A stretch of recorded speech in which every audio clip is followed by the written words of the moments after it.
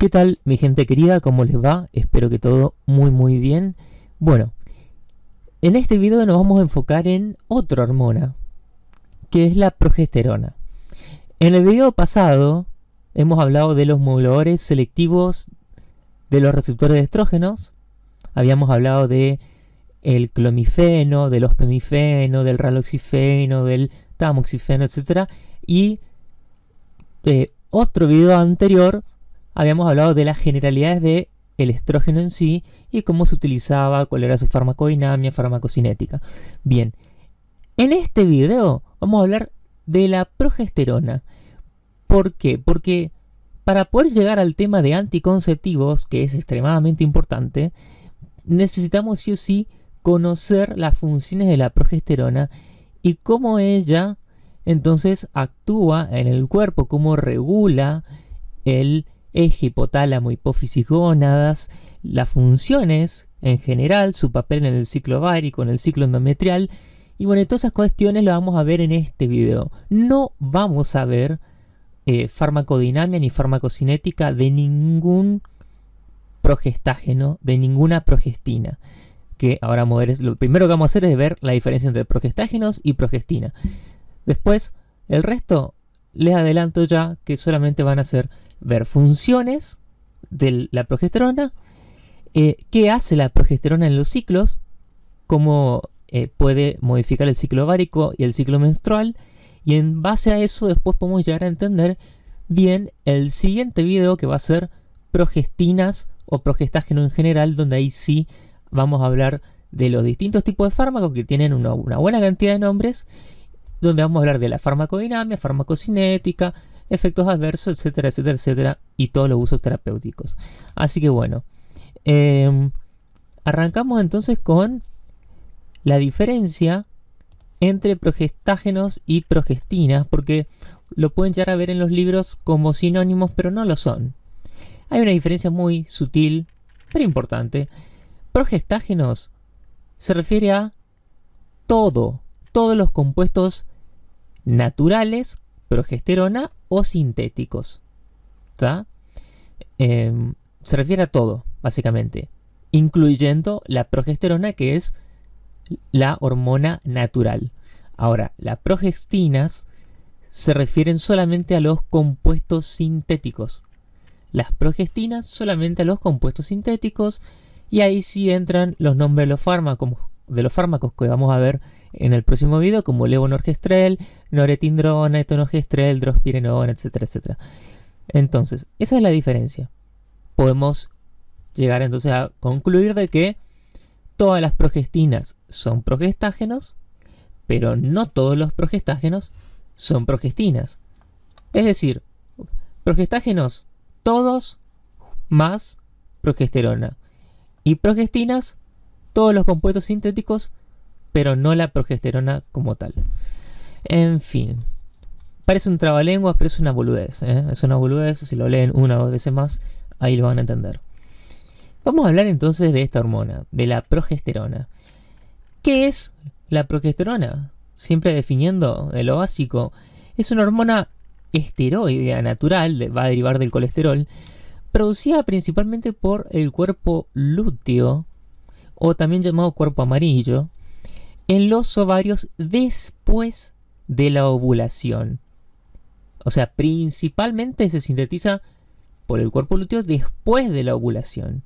Y después en menor medida por las glándulas suprarrenales y la placenta durante el embarazo también. Entonces, vamos a ver las funciones generales de la progesterona. Vamos a ver entonces como por ejemplo la regulación del ciclo menstrual.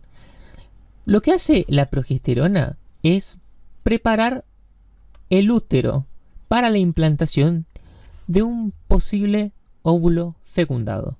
Entonces, la progesterona te va preparando la habitación para el huésped, te va preparando ya absolutamente todo.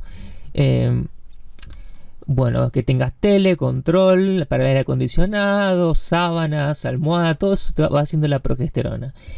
Además, te promueve el engrosamiento del endometrio durante la fase lútea del ciclo menstrual.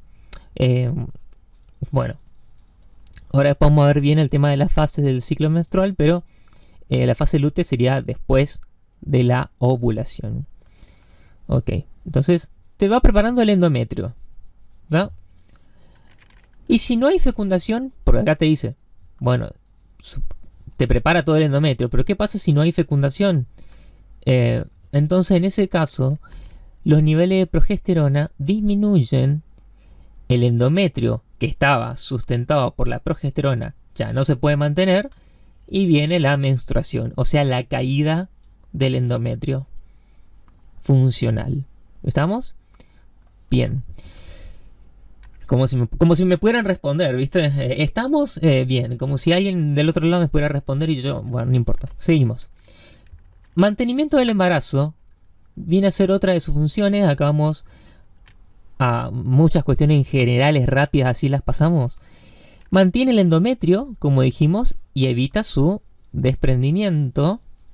También lo que hace la progesterona es inhibir las contracciones uterinas. Si inhibe las contracciones uterinas, se evita un aborto espontáneo y ahí se mantiene de esa manera el embarazo.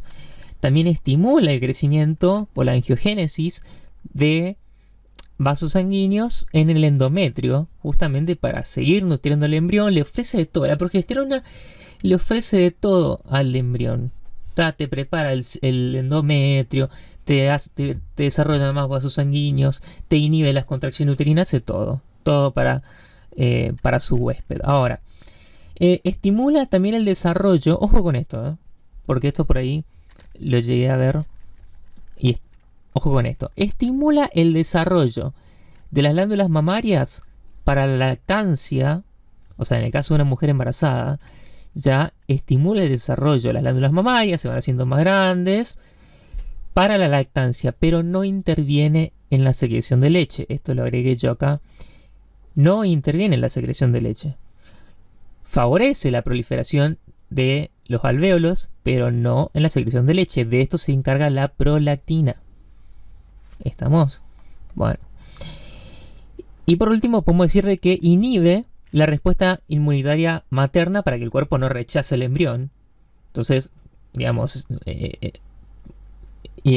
el tener un ser vivo ahí en tu útero, bueno, que no sea algo extraño, que no haya anticuerpos en contra de ese embrión, ¿verdad? Bueno, aunque hay enfermedad autoinmune de todo tipo, pero no voy a entrar en ese tema. Otra de las funciones es la regulación del sistema nervioso. Esto por ahí no se menciona tanto, pero el Guyton lo menciona, donde tiene propiedades neuroprotectoras. Es decir, ayuda a reparar el daño neuronal, estimula el crecimiento de neuronas, promueve la regeneración de mielina.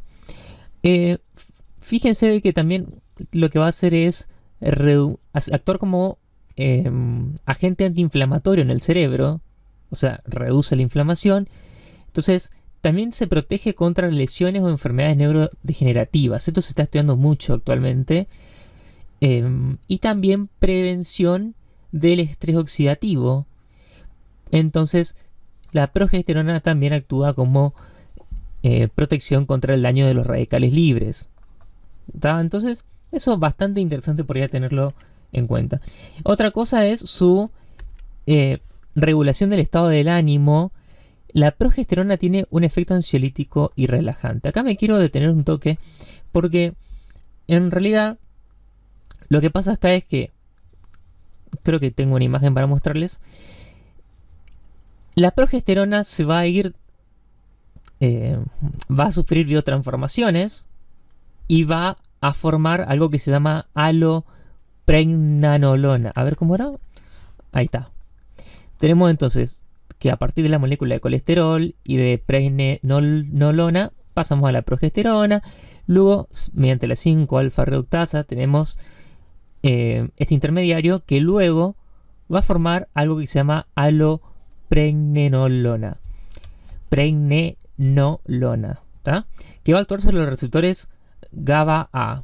Y recordemos que justamente todo lo que potencie los efectos del ácido gamma aminobutírico, el GABA, que es el principal neurotransmisor inhibitorio del sistema nervioso, va a contribuir a una sensación de calma y de bienestar.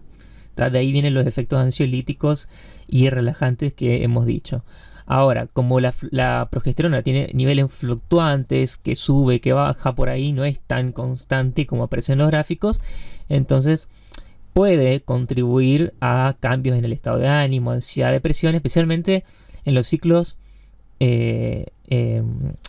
durante, bueno, los niveles fluctuantes que ocurren durante el ciclo menstrual o durante la menopausia. ¿Está? Bueno. ¿Y qué más tenemos? Ahí entonces tenemos ese intermediario. Lo sacamos. Chao.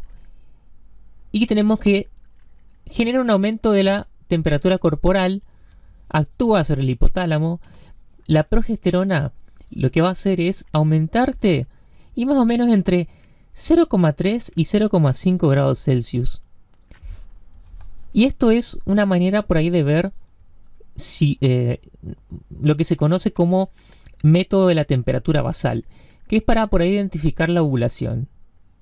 Ahí vamos a ver enseguida. ¿Por qué ocurre esto del aumento de la temperatura corporal?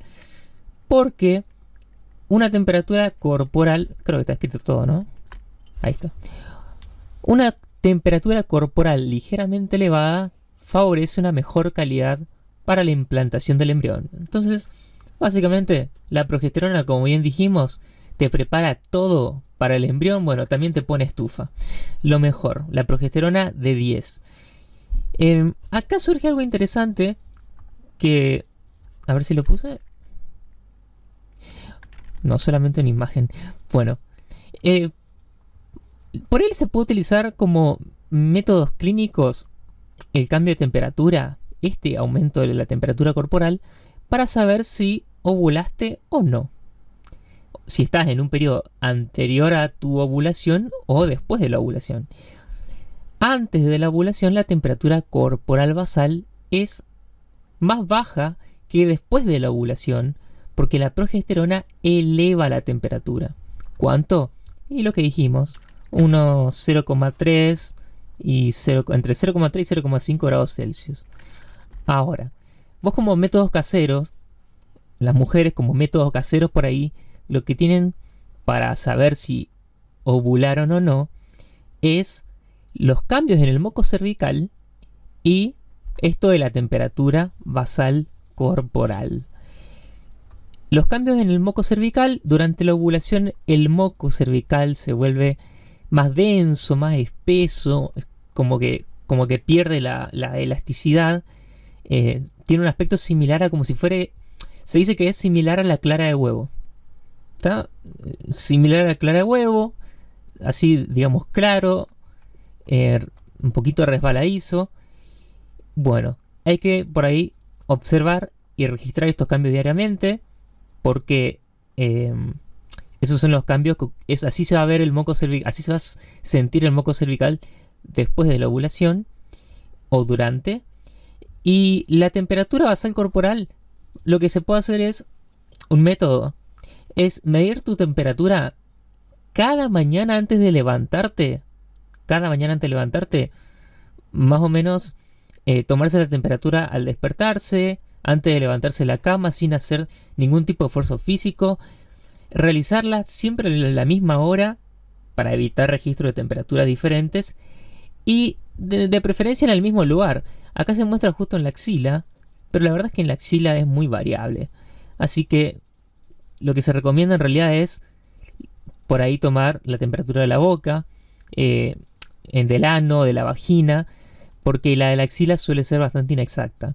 Y bueno, y así lo vas haciendo todos los días hasta que llega un momento en el que notas un aumento de 0,5 grados Celsius y puedes decir, ok, estoy en un proceso de post-ovulación o ovulación misma. Bueno, esa es una manera. En fin. Seguimos con... No, esto ya estaba. Bueno, error de programa... Perdón. Perdón, gente. Ahí está. Hubo un error ahí porque acá no tengo la imagen, en la otra sí. Bueno, fijémonos en los ciclos: ciclo ovárico, ciclo menstrual, las hormonas ováricas, la LH y la FSH, y la temperatura corporal, que es lo que estuvimos hablando recién. Fíjense cómo luego de la ovulación sube la temperatura corporal y luego va decayendo a medida de que también va decayendo los niveles de progesterona. A medida que aumenta los niveles de progesterona, aumenta la temperatura corporal. Pero bueno, ¿qué es lo que tenemos que llegar a observar acá? Es ¿qué hace la progesterona en los ciclos? Bueno, si nos fijamos bien, en el ciclo ovárico,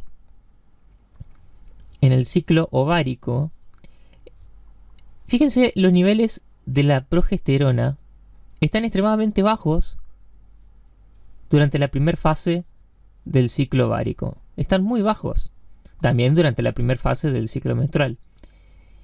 Pero luego, cuando ocurre la ovulación por el pico de la LH, empieza a subir los niveles de progesterona. ¿Y por qué empiezan a subir los niveles de progesterona? Porque aparece el cuerpo lúteo. El cuerpo lúteo, que es vendría a ser, digamos, como el residuo del ovocito. Bueno, en la fase lútea, o sea, post ovulación, ahí la progesterona es secretada por el cuerpo lúteo y alcanza su pico máximo en esta fase. ¿Ven? Acá en la fase ya lútea. ¿Por qué? ¿Por qué lútea? Y porque estamos con el cuerpo lúteo. Bueno, acá tenemos el pico de progesterona y vamos a ver de que lo que hace la progesterona es inhibir la liberación de gonadotrofinas, FSH y LH, evitando entonces la ovulación múltiple. En realidad lo que hace es evitar de que se sigan formando y madurando más folículos. Gracias a eso es que la ovulación ocurre una sola vez, gracias a la progesterona. Porque si no estuviesen estos niveles altos de progesterona, se seguirían formando muchos folículos ováricos y ocurriría que varios folículos ováricos ovulen, etcétera, etcétera. Por eso se evita la ovulación múltiple gracias a la progesterona, que va hacia el hipotálamo y genera el feedback negativo, inhibiendo la liberación de GnRH, que es la hormona liberadora de gonadotrofinas, y por ende también a nivel de la hipófisis inhibe la liberación de gonadotrofinas, FSH, hormona folículo estimulante, y LH, que es la hormona luteinizante. Bueno, seguimos entonces. Como bien dijimos anteriormente, prepara al útero y al cuerpo para un posible embarazo, siempre para un posible embarazo. Y en la parte del ciclo menstrual, fíjense que, bueno, acá ocurre la menstruación.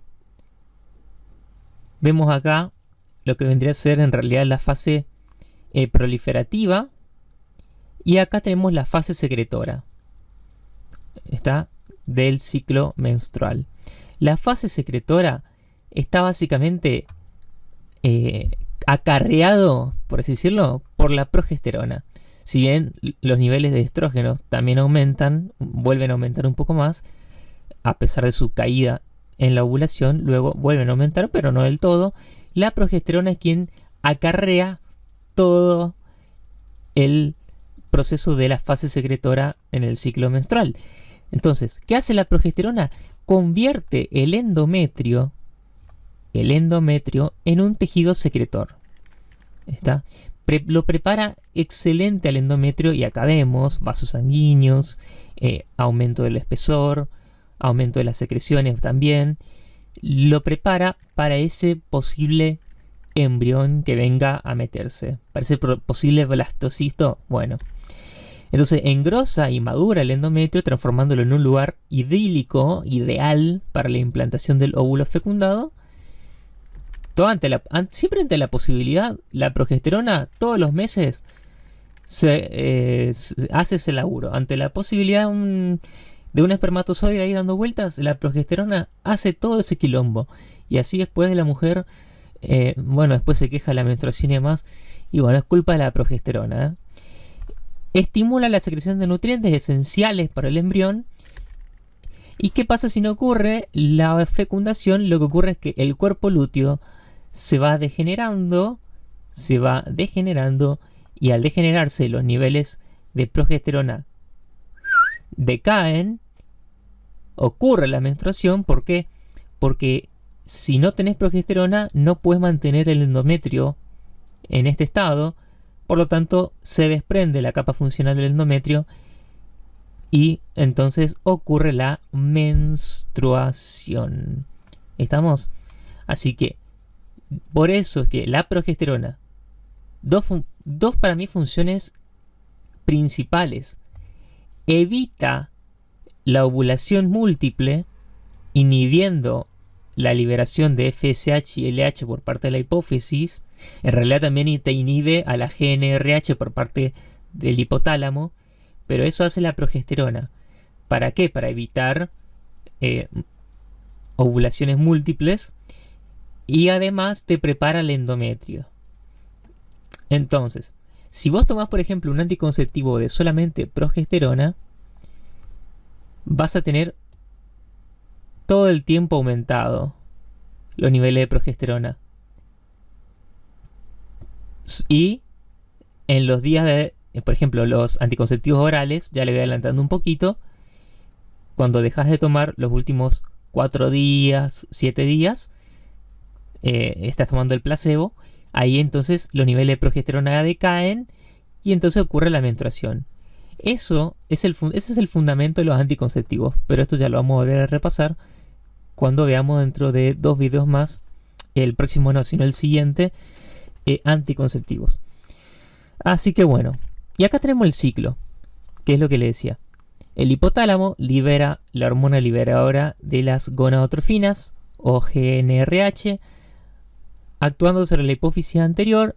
Esta se libera FSH, favoreciendo la maduración de los folículos, la LH, todo esto sobre el ovario, y el ovario responde liberando estrógenos durante la fase proliferativa y la fase folicular, una gran cantidad de estrógenos. No sé por qué dice estógeno ahí, una imagen tan linda y la arruinan con eso.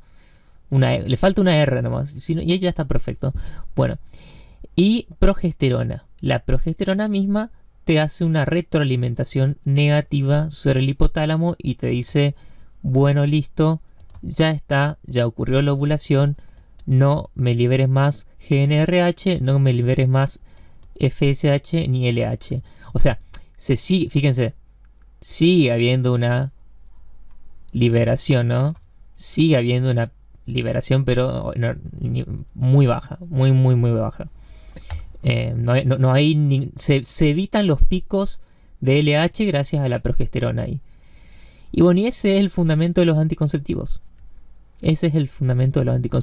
Te mantiene, por ejemplo, los anticonceptivos pueden venir solamente de progesterona, o en realidad de progestinas, como dijimos hoy, que es progesterona pero elaborado sintéticamente, y te mantiene entonces los niveles de progesterona durante todo el ciclo así. ¿Se entiende? Más o menos. Bueno, a ver qué más tenemos. Un preservativo. Bueno, el preservativo a ver. Acá esta imagen sacada del Boron de Fisiología. Imagen muy buena. Recuerden el ciclo endometrial con sus fases: la menstruación, la fase proliferativa, la ovulación que ocurre con el pico de LH, y luego la fase secretora. Acá te muestra todo el esquema hormonal, y acá el ciclo ovárico con el folículo en desarrollo. Luego cae la ovulación y se va transformando en el cuerpo lúteo, que sintetiza la progesterona, que la vemos acá teniendo su pico en esta fase. Fíjense entonces, un ciclo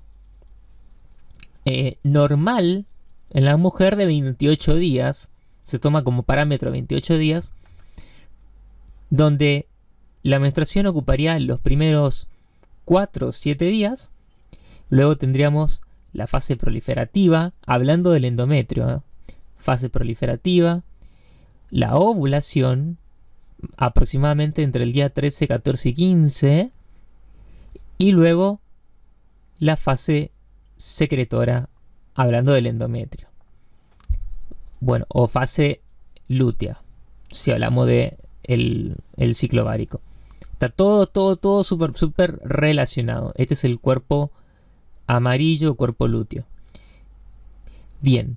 Nace la pregunta que me viven haciendo el privado, pero creo que debe ser las preguntas más comunes.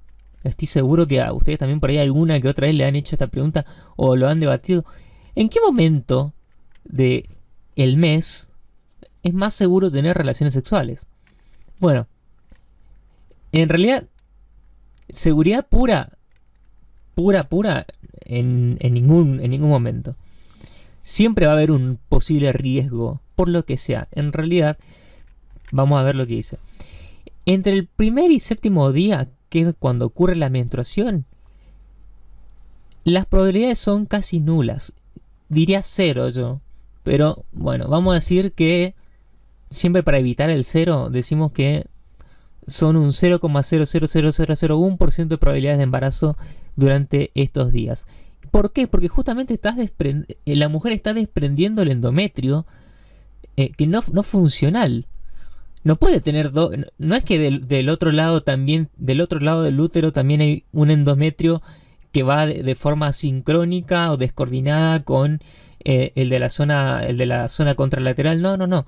Todo el endometrio, el revestimiento uterino, va con el mismo ciclo. ¿Por qué? Porque está obviamente afectado por las mismas hormonas. Entonces, entre los días 1 y 7 durante la menstruación, ahí es relativamente seguro tener relaciones sexuales, porque por la explicación que les acabo de dar. Es justamente porque cuando ahí se está desprendiendo el endometrio. Ahora, ya después si es placentero o no, si a ustedes les gusta o no las relaciones sexuales ahí con... Bueno, ya saben, ¿no? Ya saben lo que quiero ir. Pongan, no sé, muchas toallas y bueno, y métanle. No hay ningún drama, pero siempre con preservativo, gente, déjense de romper los huevos. Bien, ¿y qué otro momento es más seguro? Que para mí es también de lo más... Entre los días 20 y 28, es decir, de acá hasta acá. Entre estos días es lo más seguro, es decir, los días cercanos a la menstruación. Cuanto más cerca de la menstruación, más seguro. ¿Por qué? Porque, bueno, en este caso ya ocurrió la ovulación, estamos lejos de la ovulación, que generalmente ocurre entre 16 y 12 días antes de la menstruación, ocurre la ovulación. En un ciclo de 28 días, bueno, 14 días antes es lo que se toma como referencia. Entonces el día 14 se dice que se ovula. Ahora, en un ciclo de 32 días, bueno, hay que restarle 14 y ese número que te dé ahí es el día en el cual va a ocurrir la ovulación. Si el ciclo es de 21 días y bueno, restale 14 más o menos y ahí te da el día el cual ovulaste. Pero acá, ¿sabes cuál es el problema? El problema es que por ahí la gente confunde un sangrado común de otra cuestión que no tiene nada que ver con el ciclo, una metrorragia, un sangrado o también un sangrado vaginal por otra cuestión que no tiene nada que ver con la menstruación, pero por ahí la mujer dice, mira, menstrué. Y en realidad no es la menstruación. Fue un sangrado por otra causa. Y entonces ahí todo se va al traste, ¿no? Entonces, más vale, gente, usar siempre preservativo. Déjense de joder con que no, esto, aquello. Déjense de joder, usen preservativo. Abran bien el preservativo. Rompan bien, quiero decir. Porque ya algunos le meten tijera y ya rompen todo de una. No, dale. Hagan bien las cosas, gente. porque después vienen los arrepentimientos y todas esas huevadas. Entonces, vamos derecho a lo que tenemos que concluir. Hay que considerar siempre que ciclos irregulares, si el ciclo no es regular, calcular los días fértiles es más difícil y menos confiable. Por otra parte, hay que tener en cuenta la supervivencia del esperma. Los espermatozoides pueden vivir hasta 5 días en el tracto reproductivo femenino, lo que cual va a ampliar esa ventana de fertilidad, ¿no? Y también la variabilidad en la ovulación, porque la ovulación no siempre ocurre en el día 14. No siempre. Incluso en ciclos regulares. Pueden haber factores como el estrés, alguna enfermedad o otros cambios hormonales que pueden alterar esto. Así que, gente, usen protección. ¿Tá? Usen protección. Y si no, bueno, también pueden utilizar todos los métodos que vamos a ver en el siguiente video.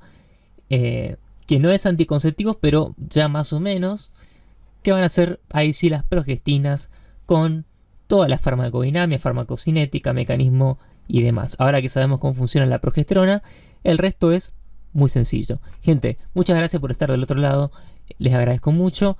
Si se pueden suscribir, genial, me viene de 10 porque he visto las estadísticas y casi el 85-90% de personas que ven no están suscritas. Si lo pueden hacer, ese simple clic nomás ahí me ayuda muchísimo. Y bueno, nos estamos viendo en el video que viene, donde hablaremos de progestinas y todos los fármacos que pueden llegar a ver y cómo se utilizan, el dispositivo intrauterino, los anticonceptivos orales, combinados, las inyecciones, los parches, el famoso chip. Bueno, todo eso lo vamos a ver en el siguiente video. Abrazo, gente, nos estamos viendo. Éxitos.